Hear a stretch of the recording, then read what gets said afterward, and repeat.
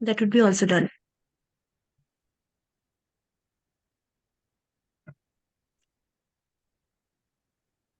Yes. Ma'am, so we are ready. And again, I would love to call Princey for an introduction of yours. Princey, please Thank you so proceed. much, Koyal. So, good evening, everyone. It's my great pleasure to welcome Mini Ma'am here on our 11th CSRF lecture. Uh, Mini Ma'am is a distinguished academician. She is not she is an assistant professor and a research guide at Bharat Mata College, Kochi, Kerala. Mini Ma'am's journey has been nothing but inspiring. She completed her doctoral research in English language and teaching, specializing in the critical area of listening skills among undergraduate students, which I find really interesting because I am also working on this area. Maybe I'm going to work on this area. So, ma'am, I'll need your guidance.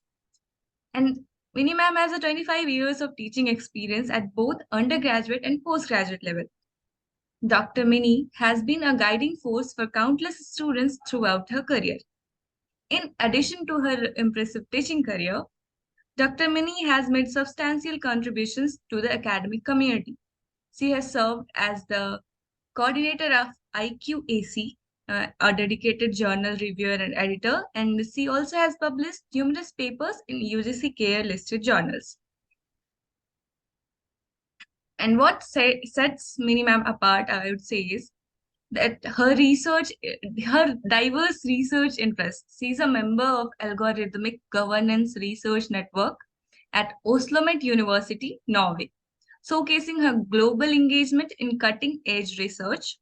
Her current research pursuits delve into cultural studies, film studies, AI, algorithmic governance, and alternative second language pedagogies. Dr. Minnie M. Abraham's academic journey has taken her beyond borders. And not just in India, she has for a short time taught also in College of Technology. She was a professor in College of Technology at Oman. Her experience and global perspective enriches the academic environment, providing students with a broader understanding of the subjects she teaches. We welcome you, Dr. Mini, for our 11th CSRF lecture, and we hope to benefit from your wealth of knowledge, your experience, and your dedication towards shaping the future of India. Welcome once again, ma'am. That was very, very, very generous. Far more generous than I deserved anyway. But thank you so much. Thanks to Kalyani. Thank you. Thank you to the whole Wallace team who have invited me for this lecture. Thank you for giving me the opportunity. And I do hope that some of my observations will be of some benefit to someone. I see some impressive area of participants. There are 54. That's very impressive.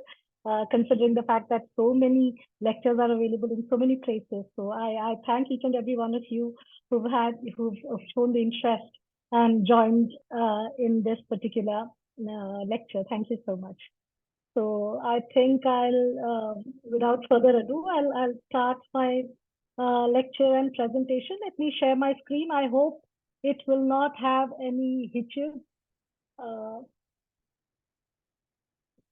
Let me just check it out. Is that visible? Yes, ma'am. Yes, ma'am, it's visible. Okay. Still visible? I hope so. Okay. Yes, ma'am. It is visible. Yeah. Thank you. Thank you. So, welcome everyone. And today I'm going to give a lecture on quantification, arithmetic of life in the age of numbering. I came up with a statement saying, not everything that counts can be counted, and not everything that can be counted counts. And Vandana Shiva, the eminent physicist as well as environmentalist, she once quoted that quantification is the anesthesia for destruction. So what does that mean? A very eminent scientist and a very eminent physicist, they are speaking against quantification. So what could be the reason? The fact is that we live in a world where every single moment we are bombarded by some or the other kind of numbers, ratings, rankings, statistics, trying to influence our life, trying to influence our life and decision making at the personal level, socio-cultural level, and the political governance level. In this lecture, I shall try to trace the impact of this pervasive quantification in our lives at these three levels, that is the personal, socio-cultural, and political, as well as governance, and how it influences our behavior patterns. Over-quantification causes desensitizing effects, and its impact includes what can be called psychic numbing, which is a term used by Robert J. Lifton, compassion fatigue, which is a term used by Carlisle Johnson and Anne Dillard. It causes a condition called pseudo-inefficacy. It's a term by Vistiol, Slovic, and Megora, and prominence effect, once again coined by Slovic. And it leads to manipulated decision-making, anxiety, and confusion. The lecture basically poses questions which have no easy answers, and it concludes with a call for the conscious awareness towards these trends in order to avoid manipulation, so that we can act in ways that would at least make a small positive stroke of difference in our lives and that of others. So as I said, I have divided the cultures of quantification into three categories, and these are the personal, the socio-cultural, and the political governance. The boundaries are not rigid, and I have done this classification mainly for the sake of convenience and not exactly for purity. At the personal level, the self is increasingly being quantified. We have mobile phones, smart fitness tracker bands, we have diet trackers, we have sleep trackers, and we have all these aspects which collect data on every aspect of an individual's life. It includes inputs like food intake, air quality, the mood trackers, states of mood and arousal, as well as performance measures covering both mental and physical aspects. At the socio-economic level,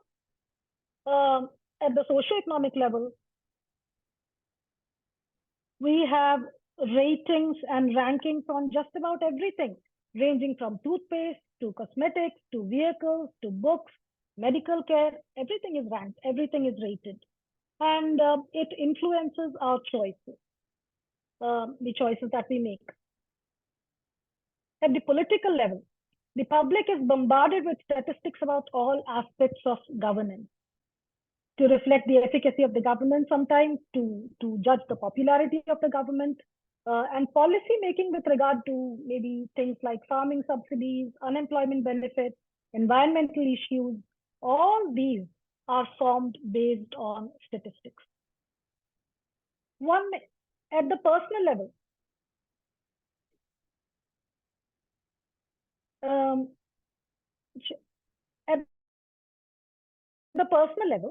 what is the issue with quantifying the various aspects of life? It has become commonplace in today's world, so why not apply it to our own life? The problem arises when this quantification turns into an obsession, causing individuals to overlook the essential aspects of life. Moreover, medical professionals warn that continuous tracking could potentially result in psychological problems. While only a handful of lifestyle diseases like diabetes necessitate regular monitoring, an increasing number of patients are presented with data during their medical consultations. This surge in self-diagnosis has become so prevalent that individuals attempt to take charge of their treatment process. And it has also seen an increasing number of patients and non-patients who are fixated at monitoring their daily food habits, daily exercise habits, daily sleep habits, etc., etc.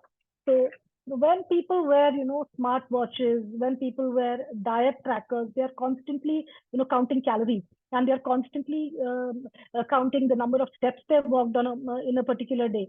So all these things are being tracked on a regular basis, and there is also a tendency to self-diagnose based on the inputs from the internet, and that turns out to be very dangerous in many points of time. there are negative consequences, obviously, because there are sleep trackers which tell a person that you have got 5 hours of deep sleep and you have not got, you should be getting 6 hours or 7 hours of deep sleep. So paradoxically, what happens? The person who's tracking the sleep pattern, if he's not getting enough, that actually leads to anxiety over the lack of sleep, and then that is once again reducing the quality of the sleep that he or she is trying to track. So these kinds of paradoxical things are happening because of over self quantification. So we are unintentionally surrendering to digitization and systematization. So this is what is happening. So we are trying to basically improve the quality of our life by tracking our, eating patterns, calories, exercise, weight, all these things we are tracking. But then instead of, improving our life, there's a question of whether we are surrendering to the digitization and systematization. That means, all these apps, they are telling you, you have walked so many steps or you've eaten so many calories, so you have actually consumed the quota for the day, etc. So all these things are happening. Now, when does it become dangerous? It becomes dangerous when you start going to the gym and pumping yourself with extra workouts just because you've enjoyed one extra piece of cake or one extra samosa or something. And if a child is asking something, can I have an extra ice cream? You say, no. You've done you've completed the calorie quota for the day, so you cannot have another ice cream. So it's almost as if one is obsessed with, satisfying the app.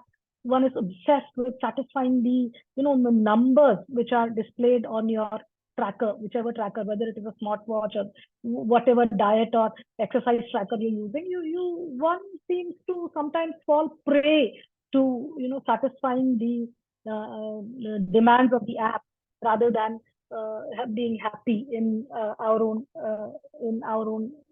life. Now, why am I saying all these things? Now, why I'm saying all these things is, as reported in Economic Times in 2018, a fitness survey conducted across Delhi, Ahmedabad, Kolkata, Mumbai, Pune, Hyderabad, Bengaluru, and Chennai. These are obviously the metropolitan cities in India, by a market research company, an analysis company. A sample size of 3,000 was tested. So that is fairly impressive. They found that 80% of the people use fitness apps to track their exercise schedules. Now, even if it is an urban population, even if it is a young population which is possibly working in the corporate sector, but still, if 80% of the people are using these health trackers, that shows a very significant trend.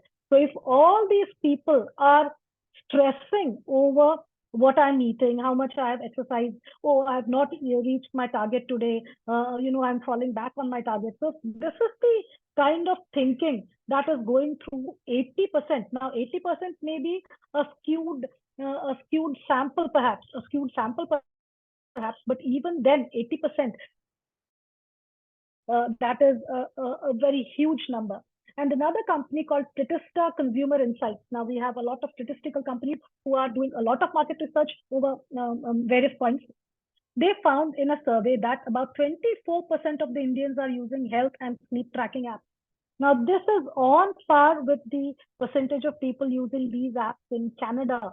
It is more than the percentage of people using these tracking apps in the US or UK.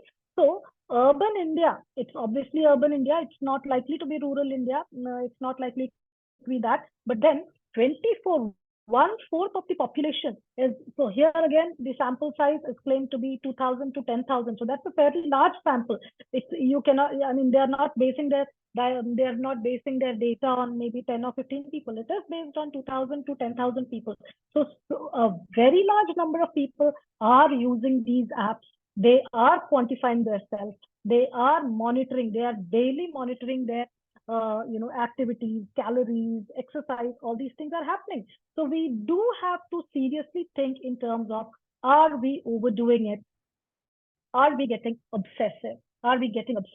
And Professor Chris Shore, he came out with a coinage, and he called it OCD. We know what OCD is. OCD is actually obsessive compulsive disorder, and Professor Chris Shore, he came out with a new coinage, and he has called it obsessive counting disorder. So we have to certainly check whether we are falling into the obsessive counting disorder syndrome. Are we doing that? So this is the impact at the personal level. So I'm just, I just looked at some of the impact on the personal level. Now, as far as the social-cultural impact is concerned, I would like to deal with two separate things. First one is our consumer behavior. And second is how we respond.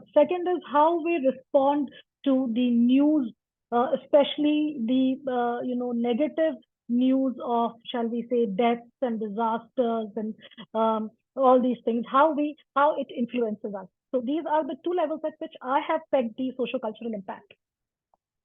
So now, moving on to the quantification culture in the socio-cultural arena, I would like to dwell on one, consumption patterns, and second is the response to the events around us. Now, as for our consumption patterns, many of our buying decisions are influenced by ratings. So if you want to buy a car, if you want to buy a bike, if you want to buy a laptop, if you want to buy a speaker, anything, we go by the online ratings. We do go by the online ratings. Yes, we do consult, we do take into account the word of mouth, accounts, etc. We do that, but still, we definitely look at ratings and rankings of the product online. Now, it's a different thing that the mechanism of these ratings and the mechanism of these rankings, that is pretty opaque. Nobody knows exactly what causes these ratings. They say that, okay, so many people gave it a ranking of 5 or 10. So many people gave it a ranking of 4, 3, etc., etc. So these are there, but then there is a certain opacity in the way the rankings are done online. We are not entirely sure how it is done. So our buying patterns are definitely influenced by ratings and rankings. Now, it also applies to the films we watch, the series we watch, all the reality shows. They work on, they build on these numbers. So once again, the fact is that the way these numbers are built, the way these numbers are arrived at, that is not entirely clear. But then that is how it goes. So we know that if a movie, how a movie will be declared a hit or how a movie will not be declared a hit. These kinds of things are based on sometimes on the box office collections. So there are a number of factors which the common man doesn't really care to analyze. So these figures are given to us and we follow these figures. So movies, even tourist destinations. So if you want to go for a holiday, you look at, you try to check out which is the highest ranked place or highest rated place. You may not eventually decide to go there, but you are kind of wired to look at what is ranked first, what is ranked later, etc. And then the next one which I want to speak about is tracking our response to socio-cultural political events. And as social beings, we find us, that means if we look at our response, we understand that we have a paradoxical need for numbers, because somehow numbers seem to be very convincing. There seems to be an aura of truth, or there seems to be an aura of accountability to numbers. So we need numbers in order to make something sound authentic or to make something look authentic. But at the same time, it is said that there is a desensitizing effect on quantitative discourse. So this is a paradox. We need numbers, but at the same time, there is a desensitizing effect when it comes to quantitative discourse. So when we are bombarded with only quantitative data, somewhere we switch off. That is what psychologists say. So While data is required to describe phenomena like contamination, genocide, species extinction, climate change, all these are data we keep getting. Crimes against women, crimes against children, human rights violations, fatalities, losses from natural disasters, man-made disasters like war, etc.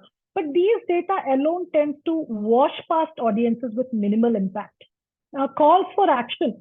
Yes, people do sometimes come out on the street and protest against wars. People do help, but then that is when the visual and the personal is actually combined with the numerical. So call for action, help or intervention can be met with apathy or a lukewarm response. And this is because even if one does understand the problems represented by numbers, see, if it is one person, then we can possibly connect.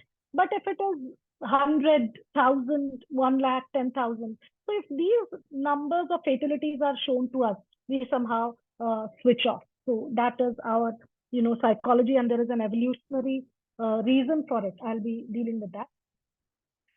This is because even if one does understand the problems represented by numbers, there are barriers to effective action. One might feel, now this is the second, this is the next term which I would like to talk about, and that is called pseudo inefficacy. You feel overwhelmed. You feel overwhelmed that you are not able to do anything. So now look at the response of a lady who was confronted with very negative information like a disaster. So what she said is, I become mute. My spirit crushed by information that becomes abstracted into despair. I become listless. I become apathetic, impotent, and turn inward, turn to pleasure, to distraction, to anything that will move me away from what I perceive to be the true state of the world. So what this woman is saying is, when I'm confronted with too much negative news, I try to escape from it. I try to, turn to anything that will, make me escape from this very, very negative news. So that is a kind of evolutionary coping strategy that people use.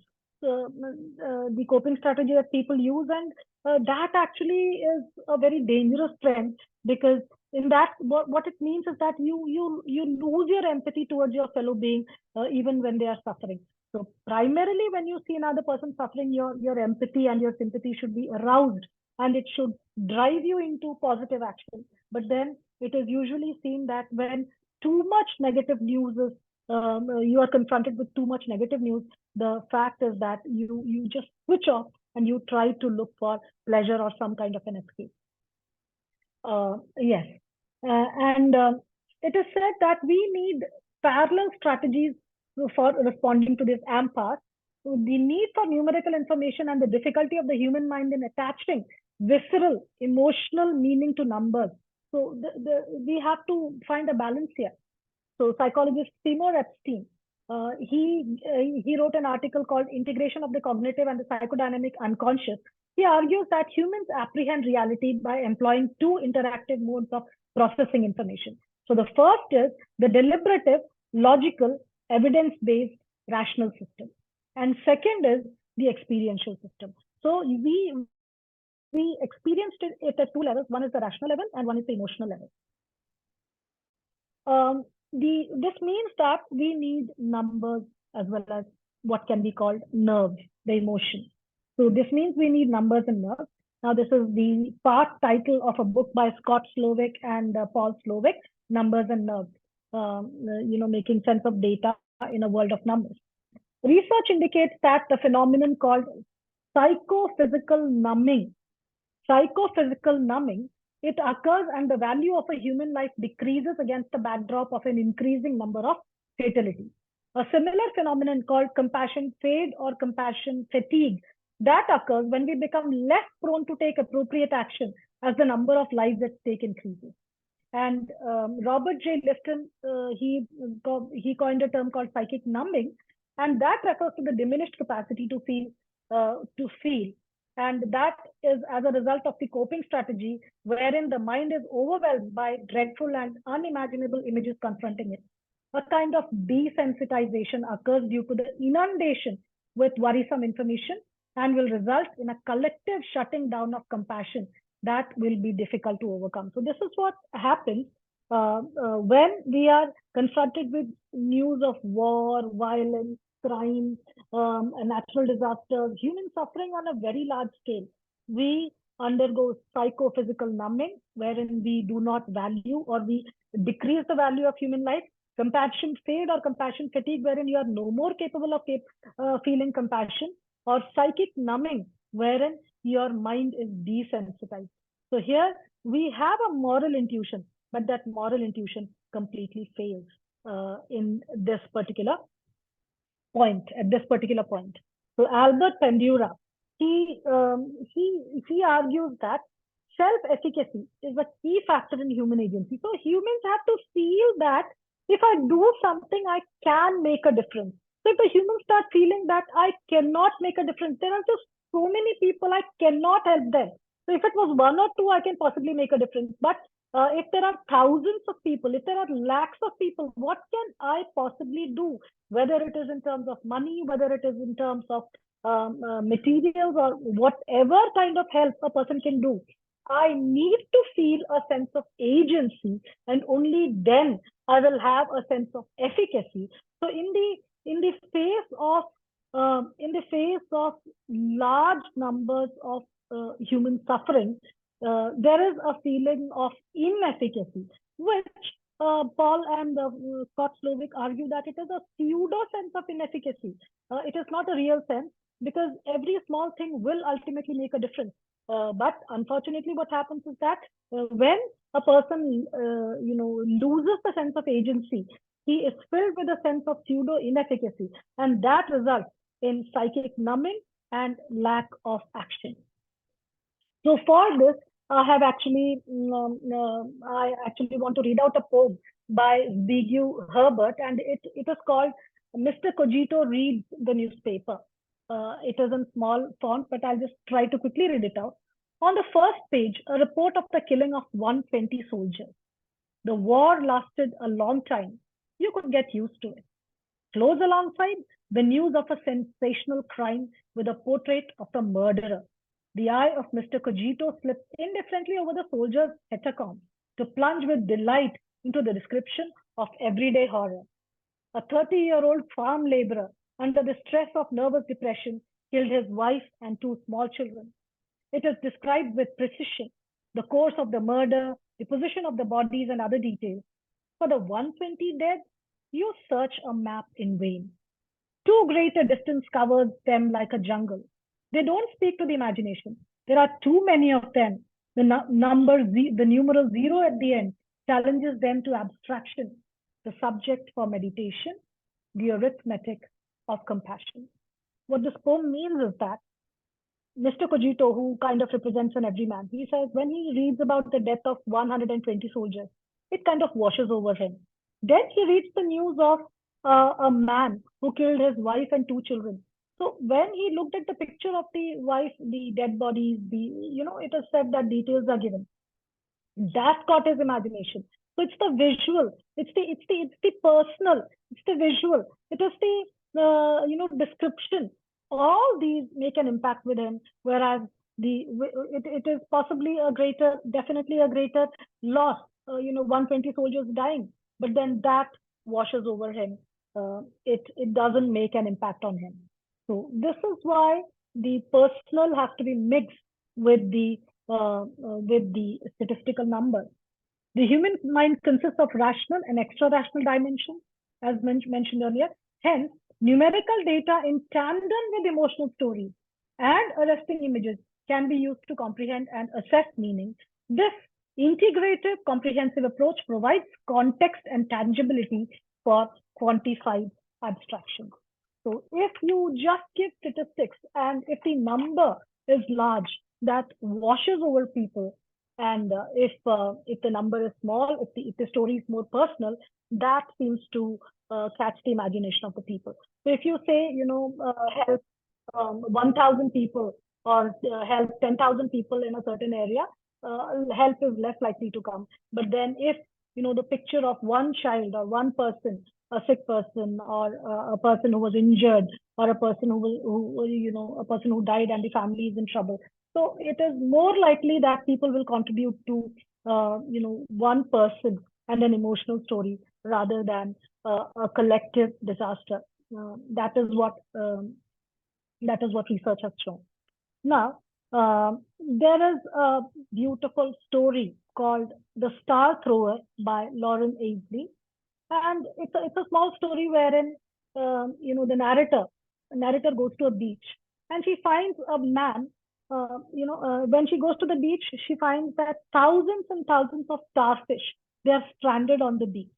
And each and every one of them will die because they have been stranded on the beach.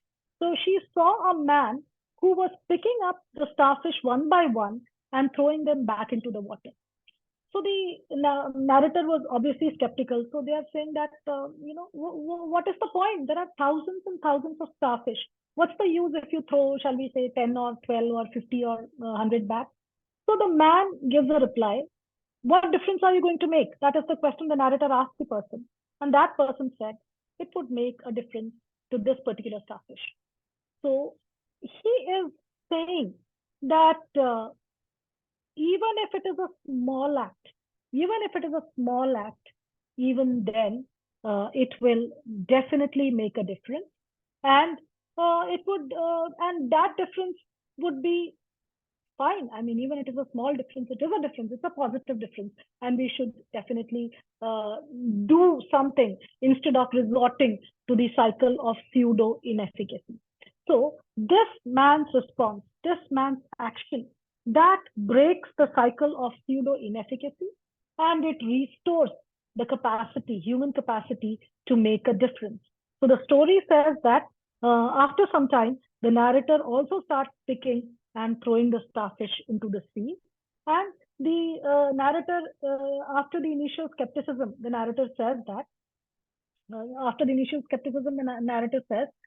we are not alone in this. We are not alone in this. It will be, we are not alone in this. Perhaps after him and me, that means perhaps after us, there will be others who will come and throw the starfish into the sea and help them. So even if it is just a drop in the ocean, even if it is just a very, very small act of kindness, even if it is just a very, very small act of a positive intervention that you are doing, that can that can be life sustaining for one entity, one person, one family, one animal. That is not insignificant. That is the moral of the story. It is not insignificant. So nothing is insignificant. Nothing is insignificant. There is significance, and that is why the star thrower story has been repeated many times by many of the motivational speakers who have quoted this to talk about the capacity to make a difference, to break the feeling of inefficacy, to break the feeling of psychic numbing, and come out and do something to break that feeling of lack of agency. So even a small act, that is fine. Now, I would like to come to the third. So this is about the socio-cultural level. And now I would like to come to the third level, which I want to discuss, and that is the quantification in the political governance level. All right. So what happens? Now, we know that at the political level or at the governance level, there are indicators and indices which are constantly shown to the public.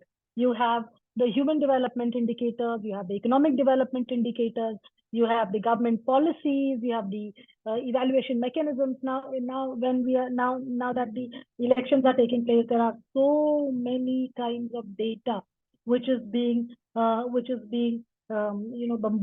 The public is being bombarded with all the possible kinds of data. All right, so there is the life expectancy. So each state is saying that, okay, we have done so much for life expectancy. We have done so much for education. All these are referred in terms of figures.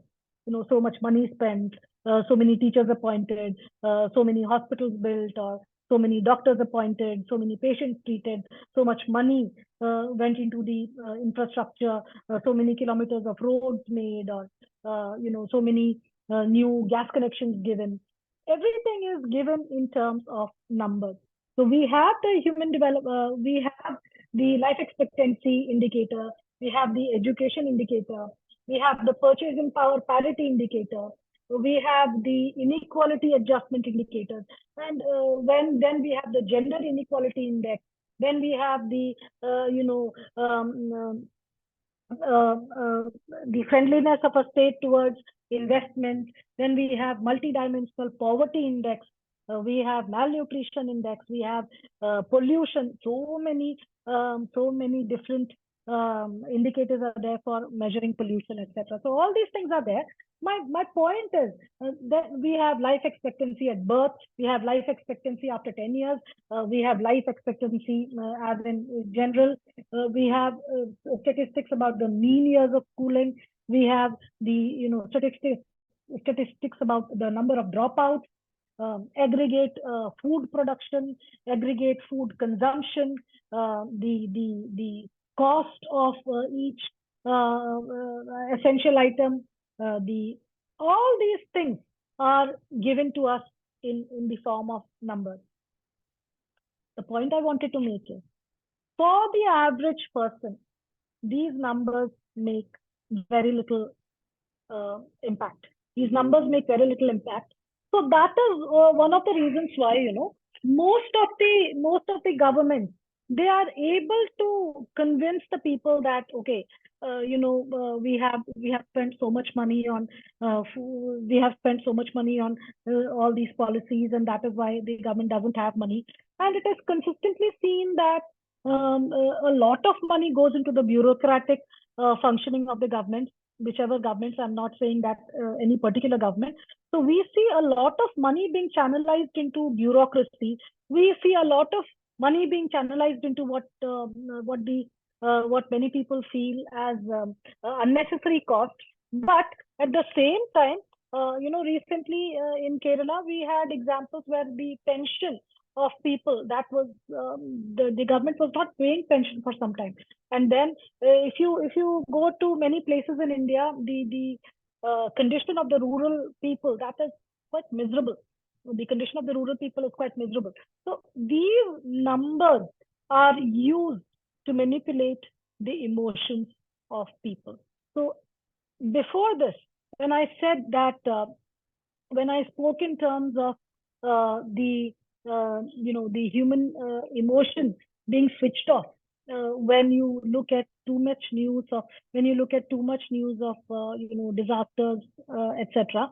On the other hand, many of the governments and political parties, what they do, they are also using the numbers to numb their public and to cover up the kind of undesirable actions which are taking place in many places. So the numbers which are supposed to be an indicator of truth, the numbers which are supposed to be the indicator of authenticity, they are used deliberately by many of the governments, many of the political parties, for numbing and misleading many times. So we have so many figures on unemployment, we have so many figures on employment, we have so many figures on the qualifications, we have so many figures on the project, the money that has been spent on so many projects. We have data or numbers about the number of houses that have been built, the number of medicines which have been given. So we have all these things, and one is left thinking, oh, and then we have we keep hearing that there is a 7.5% growth rate, there is a rise in GDP, and the common man is left thinking, oh, the India is rising, or there is a rise in GDP, there is a rise in the standard of living.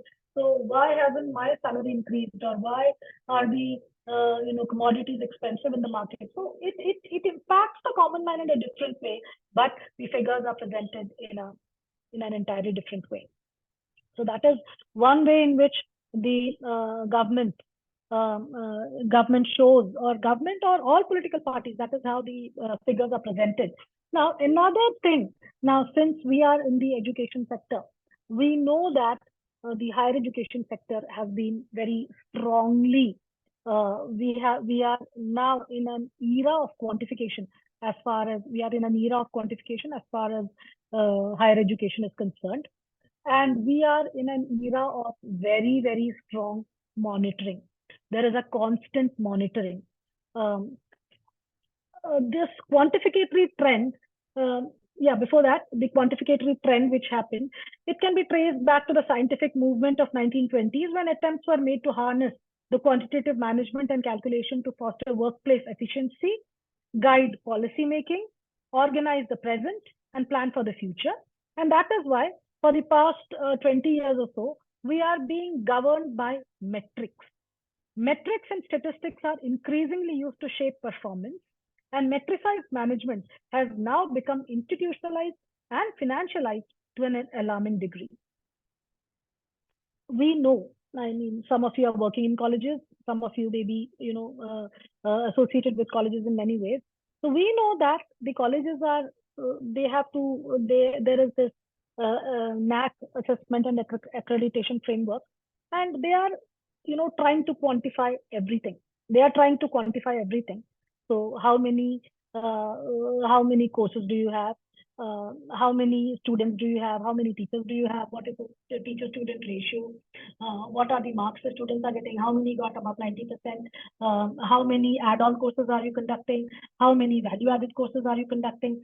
What are you doing? How many gender equity courses? How many gender equity programs are you conducting? So when these kinds of metrics are there,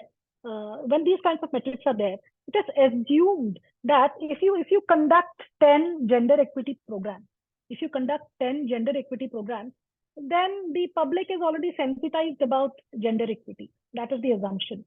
Then you also have questions regarding, like, you provide evidence that gender equity programs, or what is the impact of the 10 gender equity programs you have conducted. So how many remedial hours have you conducted? So that again is measured in terms of the marks that the student has got. So everything is metricized in higher education. So Professor Chris Shore, he says, the growth of ever more intrusive systems for monitoring and measuring individual and organizational performance to drive efficiency, set targets, and increase financial control has become the defining feature of our times. How is a teacher rated? How many papers have you presented? How many publications do you have? So, I mean, it is very difficult to evaluate teaching or convert the teaching performance in terms of numbers. So how is it converted into numbers? If you're teaching a certain course, how many of your students passed? Now, if 100% of your students passed, what is the percentage of marks they got? So this is the only way you are trying to assess a teacher's teaching performance. A teacher's research performance is being assessed with in terms of how many papers have you presented, how many publications do you have. If you do have a publication, is it in a UGC Careless journal? Is it in a Scopus journal? If it is in a Scopus journal, what is the citation index? Has anyone cited you? What is the impact factor of the journal in which you have published, etc., etc. So numbers, numbers, numbers. So that is why there is increasing fetishization of statistical measurement and competitive ranking, and these are considered as robust and reliable instruments for calculating everything. Calculating qualitative features like excellence, quality, value, effectiveness. Now, the point is, things like excellence, things like quality, things like value, things like effectiveness, these are purely qualitative, but the metrics try to make these quantitative. You are trying to measure excellence with a number of questions. You're trying to measure quality with a number of questions. You're trying to measure value with a number of questions. NAC asks questions about national integration. How many national integration programs have you held? So all these there is this major move towards converting everything into numbers, even the non-quantifiable. So we have reached a stage where pervasive audits, they are considered normal We've gotten used to it. Our lives are increasingly governed by numbers, indicators, algorithms, audits. Why? Because audits are supposed to be unbiased. So what happens is when a teacher is constantly asked to perform in terms of research, in terms of marks, in terms of how many of your students have passed, how many of your students have got good marks. So this will pressurize the teacher to such an extent that the teacher will lose all pleasure in the process of teaching, and will mechanically, maybe in a zombie like manner, just try to complete all the metrics. Oh, do I have something to write in this metric? Do I have something to write in that metric? Do I have something to write in the other metric? So you are in a race to fill the metrics. You are not doing a job. You are not doing something which you have a calling for. You are trying to satisfy the metrics. That is how it turns out.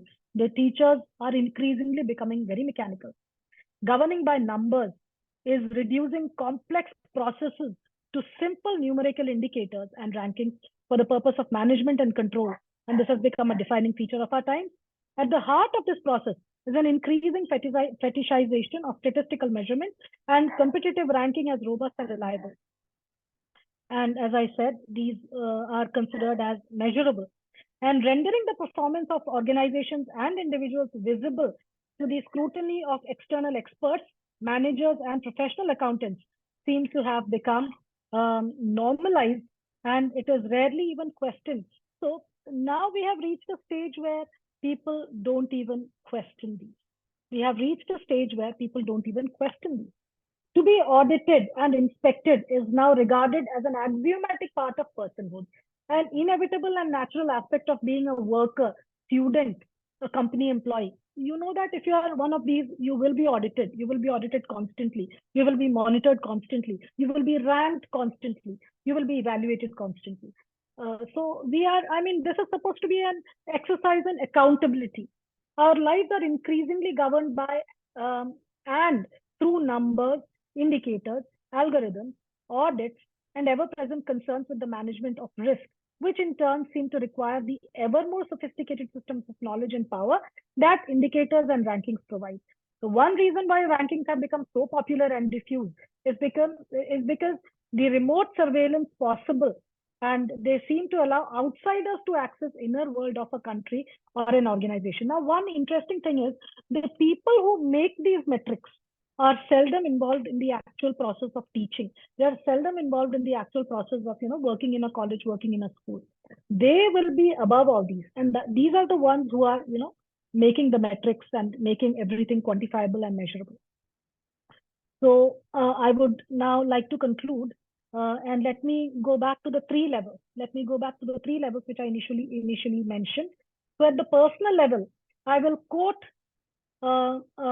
Kathleen Parker, who wrote an article in the Time magazine, and she went through this self-quantification, this obsession with self-quantification, and she reached a point. I mean, you cannot continue the obsessive, quantification of the self. You may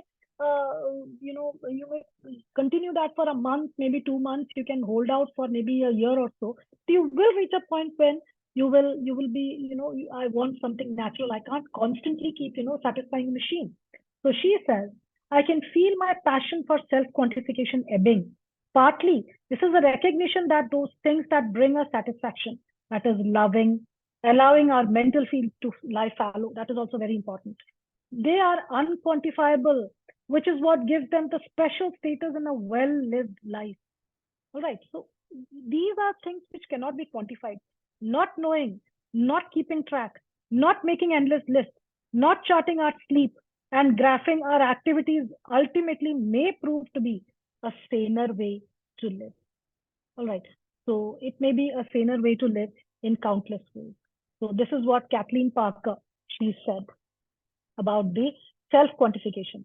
Now, as far as the socio-cultural aspect is concerned, we as humans, we are in a constant struggle to navigate between the logical and the emotional. That is what Scott and Paul Slovic called numbers and nerves.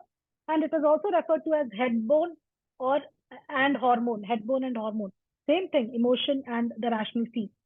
Um, it is a term by Robert Michael Pyle. While we are creatures of compassion and feeling on one hand, we are also animals of analysis and measurement. Despite the compelling power of quantification, we need it obviously. There persists an underlying skepticism towards numbers as a gauge of quality or a medium of communication. So we need numbers, but at the same time, there is a skepticism. Is it like, is this how we should be dealing with, things? There is a need for numbers to be accompanied by words, images, and stories, and we need what can be called a discourse of emotion. We need to engage in both qualities and quantities. And the way of combating the inertia, like psychic numbing, psychophysical numbing, pseudo inefficacy, this kind of inertia which is there. It will be so the way of combating this inertia will be to navigate accurately and vividly between the large scale phenomena and small scale illustrations. So, so many people dead, so many buildings collapsed on one side, and the person, the individual, so, and the image that on the other side. We have to again navigate between the remote and the proximate. In the sea of numerical information, visual strategies can promote sensitivity and meaning.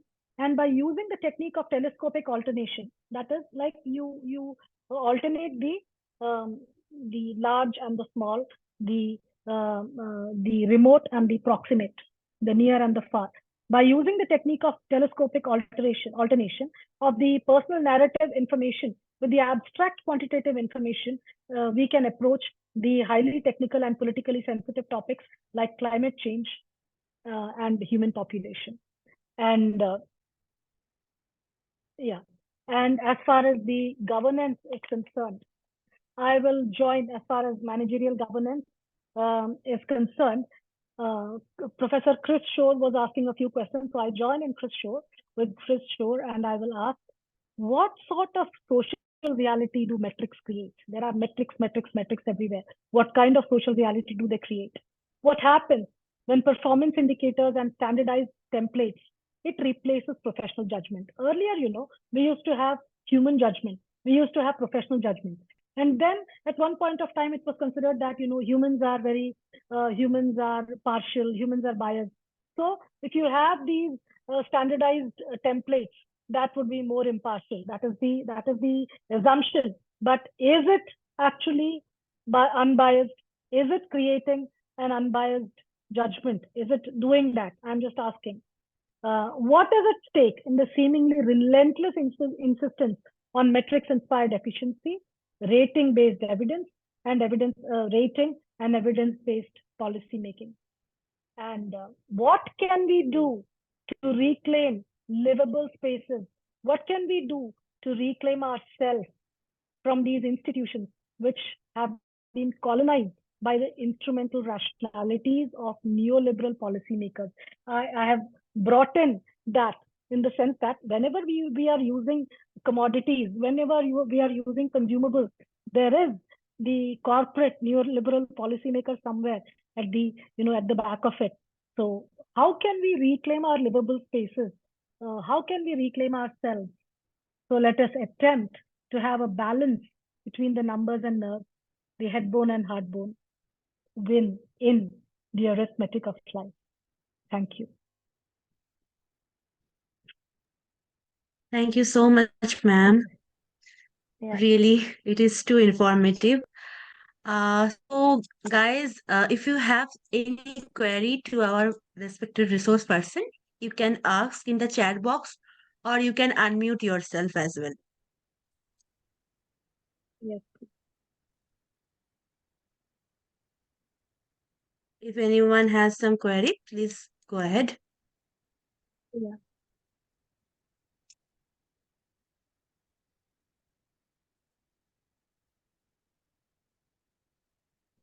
Oh, sorry. Yeah, I need to unmute. Yeah. Yes, please.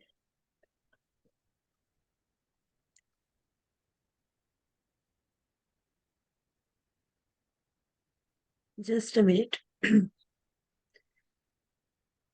I don't know what happened to my laptop screen. Somehow it is not Yeah, I working. faced this earlier. Shruti ma'am or Princey, could you please unmute all? Let me try.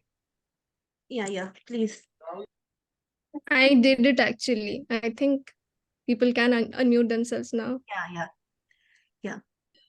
Yes, you can unmute yourself and talk to our resource person. Mini madam. Yes, hello. Thank you so much for this, Hi. very interesting lecture. So very little, very innovative, very creative. I remember Pramod Nayar's, cultural studies related issues. I think you can certainly bring out another beautiful book on culture, life, a limited edition, something like that.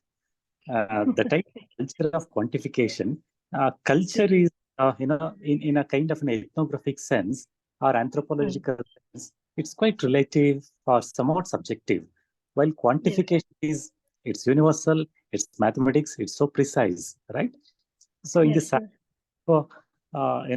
kind of, seeming paradox, do you see that, culture of quantification is actually quantifying culture itself?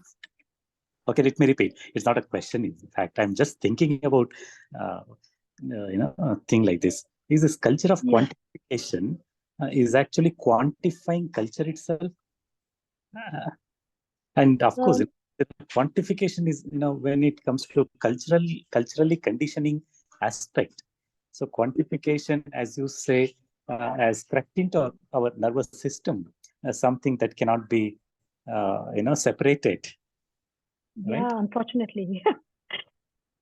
So wonderful. It was so refreshing to listen to such, very insightful thoughts, especially when you spoke about, NAC as our, exercise. Those who have suffered that will Seven- feel very strongly about NAC. Yeah, 7 parameters of what we are actually doing at the institutional level. I think the sad part is that, we have stopped questioning. So that's the thing. We think that, mathematics, this kind of, quantification is ultimate truth, something that needs to, thought about. I think policymakers should attend your class. People, yeah. Thank you, Minnie. Thank you. Thanks, Dave. Thanks to organizers as well. Yes. Thank you so So much, as sir. far as your, yeah, I would just like to, respond to that in shortly. See, basically, you were talking in terms of quantifying culture itself, quantification of culture. What I would like to say is, yes, it is being quantified. Earlier, if Onam or Diwali or Dashera, if it was about celebration, today it is almost entirely about buying, discounts. The whole thing has got a buying, selling, a complete commodified aura to it. People, I don't know, people have basically forgotten what it's about, but everyone is into like, okay, you get 50% discount for clothes or cars or AC or whatever it is. When I personally being a Christian, I did think in terms of Christmas. People have forgotten the actual story of Christmas. It is all about music competitions and this and that. So it's all about you are selling your culture. You are quantifying it in terms of you are trying to sell whatever the occasion. You are trying to commodify it, and you are trying to make a meal of it. You are trying to convert it entirely in terms of money. So that is what is happening, I think.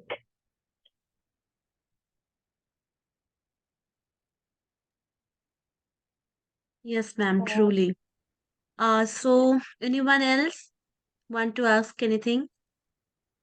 Yes, would like to ask. The You speaker can will also feel that talk you have been with listening. ma'am. Yeah. Yes, ma'am. No, the point is the yes. So Yeah, I cannot see any other questions in the chat. So Jaya Gupta I was think you made speaking it about, more clear. yeah, there is That's a why. message. Could be. Okay, Bijoy is there. Yet we are still only estimating the numbers. That is the whole point. As I said, all these governments, especially during the elections, they are giving so many numbers about, see, we have given so many jobs, we've given we've given all these, we have dealt with unemployment in this way, we have created so many new jobs, we have done this, we have done that. My point is, all these are abstractions as far as the common man is concerned. So if I get a job, fine. If the employment rate has risen, if my standard of living has improved, then I can relate to the increase in GDP. Otherwise, it is just an abstraction for me. Otherwise, it is just an abstraction to me.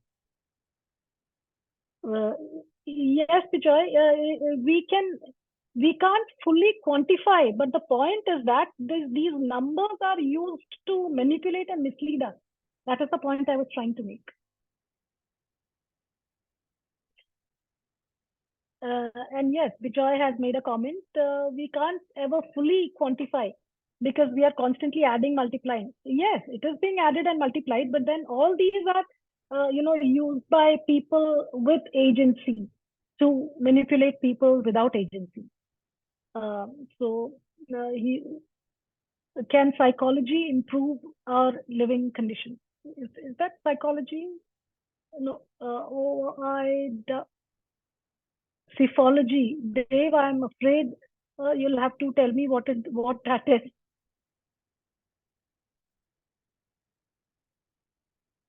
Psephology.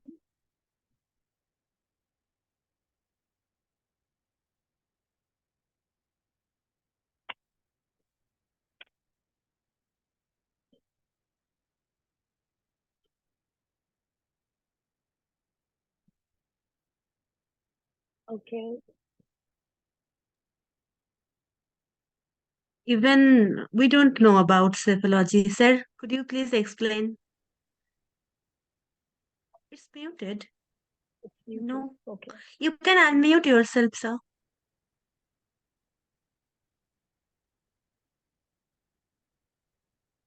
Okay. Thanks, Sangvi. Ma'am, psychology is the statistical study of elections and the trends in voting.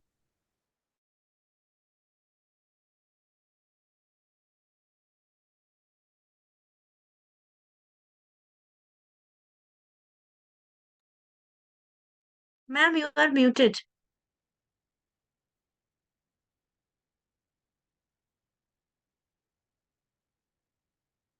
Ma'am, please unmute yourself.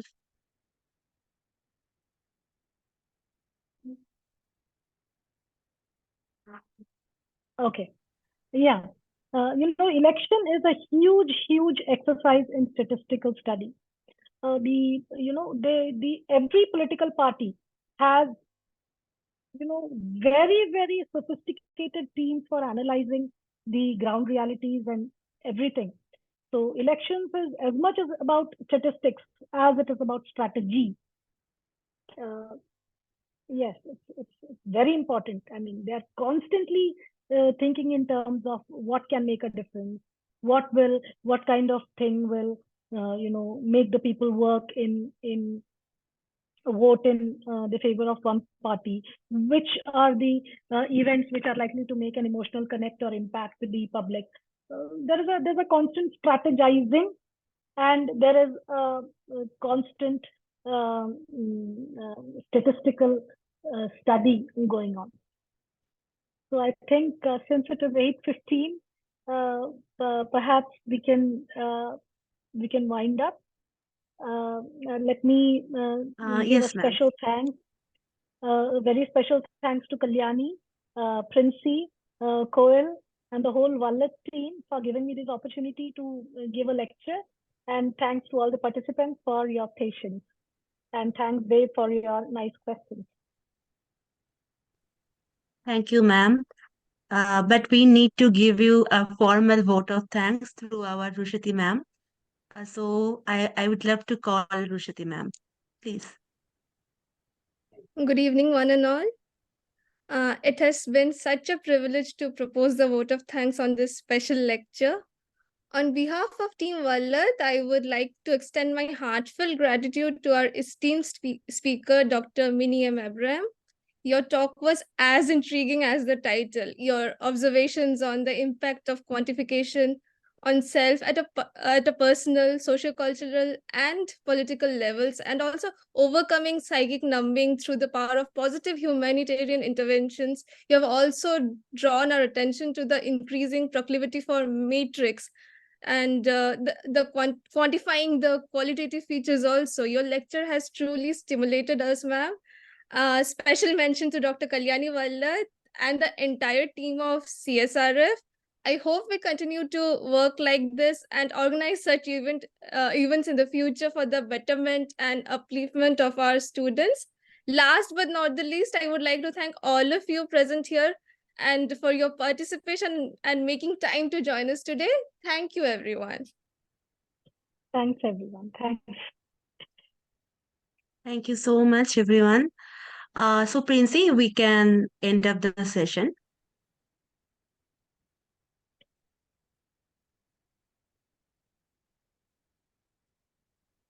Thank you, ma'am. Thank you, Shruti ma'am.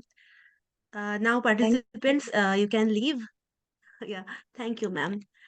Would love Thank to you. hear you from, in future as well. Thank you. Thank you.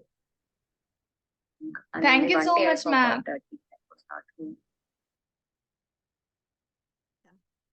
So, Princey, please end the